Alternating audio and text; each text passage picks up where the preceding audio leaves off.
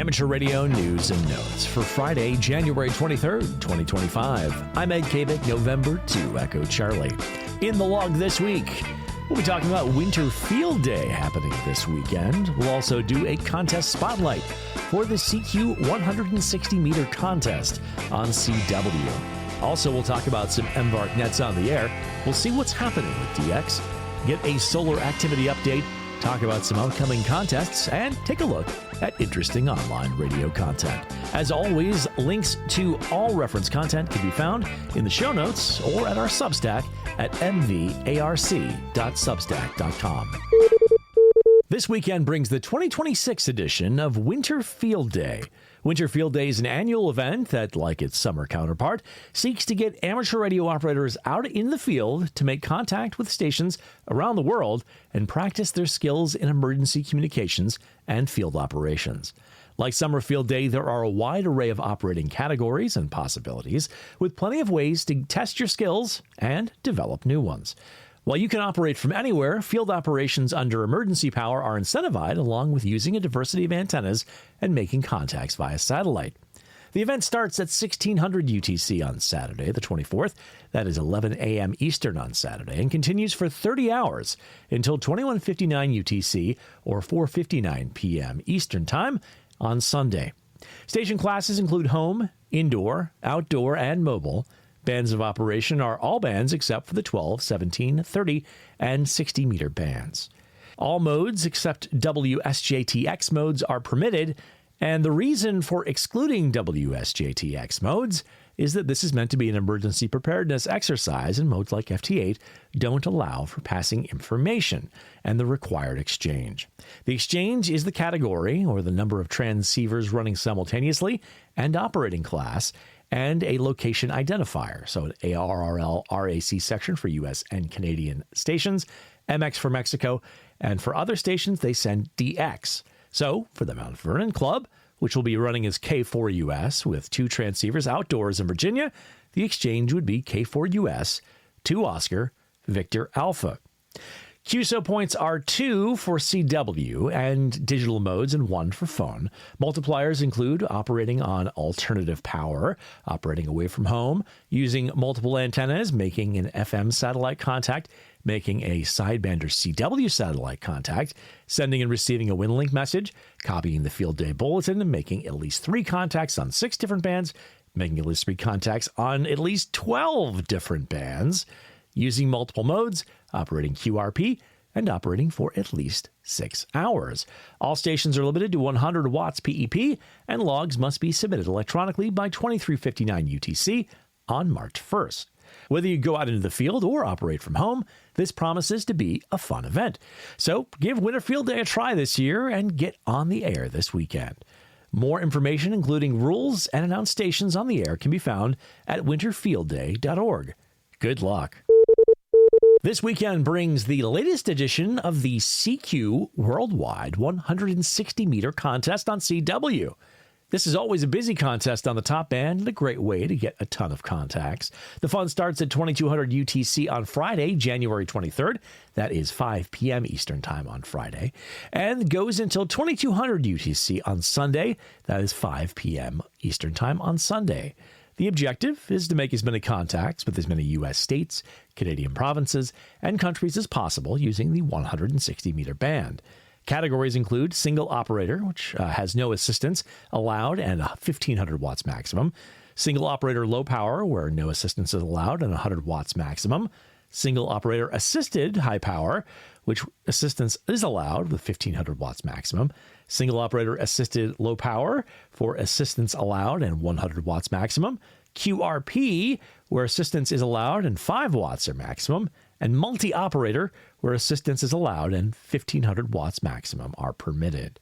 The exchange is RST and state for the U.S., province for Canada, and CQ zone for DX. So for me, the exchange would be 5NNVA. Points are 2 points for QSOs in the same country, 5 points for QSOs with other countries in the same continent, 10 points for QSOs with other continents, and 5 points for maritime mobile QSOs. The final score is the total of QSO points multiplied by the sum of multipliers, that's states, provinces, and DX countries. Logs must be submitted by 2200 UTC on January 30th, 2026.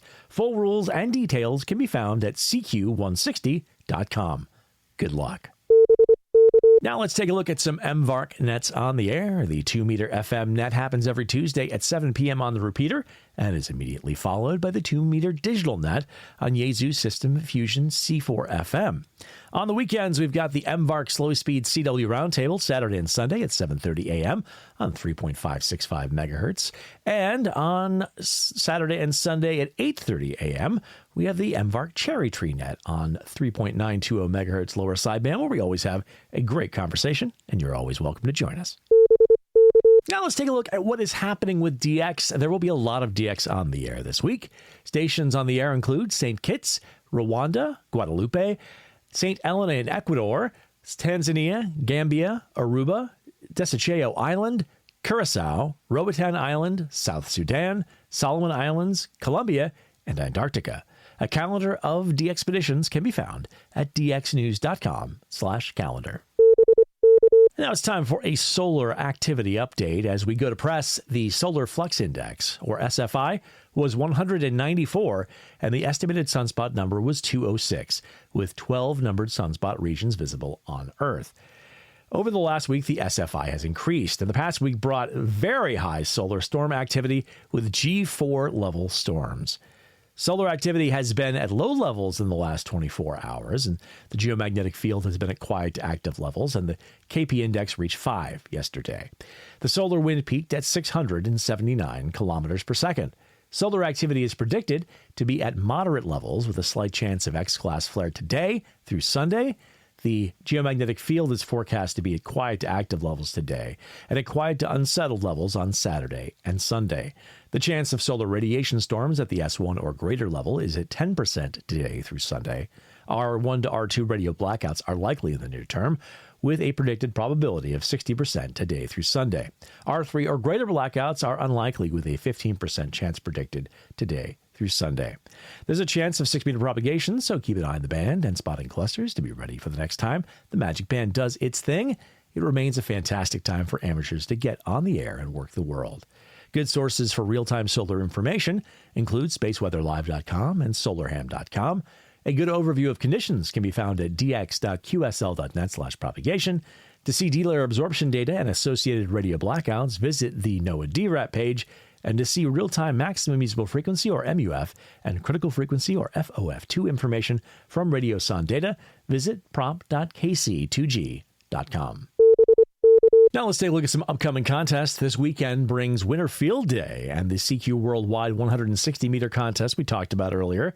Also, the Kauna DX contest, the REF contest on CW, the BARTG RIDI Sprint, and the Australia Day contest. As always, the K1USN SSTs, the MSTs, and the CWTs will also be on the air.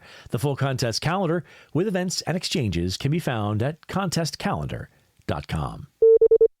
And finally, let's wrap things up with some interesting online radio content. As a reminder, all of the links for the stuff we're talking about can be found in the show notes and at our Substack at mvarc.substack.com. Steve KM9G takes a look at a car-based charging system for solar generators. Save It for Parts builds an antenna for receiving military satellite communications, and he compares it to a commercial antenna. Forrest KI7QCF shows us some CW operations down in St. Martin. Steve KM9G shows us how to update the firmware on the JU XPA 125B. George VK2AOE operates portable from Tasmania with his QMX Plus. Adam Savage talks about flaws in 18650 cells discovered by CT scans. Mike K8MRD shows a version of Ham Clock for the Mac. Jason KO4TFE modifies his QMX Plus to get increased output and voltage tolerance with additional BS170 transistors.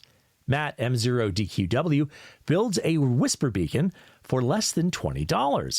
Dougbo KD7DUG works 2-meter CW for POTA 74 miles away. Chuck KK6USY designs a 3D printed dipole center. Alan, W2AEW, installs a 500 hertz CW filter in his FT857D. Jason, KM4ACK, looks at handmade accessories for power switching. Tim, K5OHY, looks at an HOA-friendly 40-meter and 30-meter antenna. And Mike, K8MRD, tests the Yaesu FC80 ATU against other solutions, and he does not like what he finds. Well, that is it for this week. I have been Ed, November 2, Echo Charlie. Thank you, as always, for joining us. We hope you have a great week ahead. Best 73, and we look forward to seeing you next week.